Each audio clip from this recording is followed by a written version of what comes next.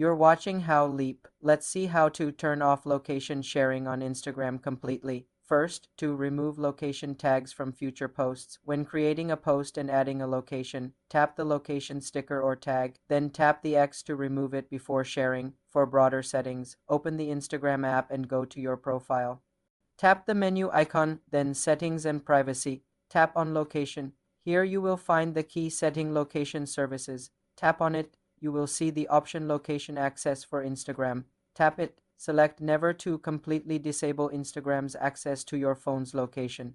This stops Instagram from using your location for any feature on an iPhone. You can also manage this through your phone's system settings. Go to Settings, then Privacy and Security, then Location Services. Find Instagram and select Never to clear your existing location history. Go back to Instagram's location settings and tap on Location History. If the option exists, you can clear it. Also, turn off Precise Location in the same iPhone system settings menu for an extra layer of privacy.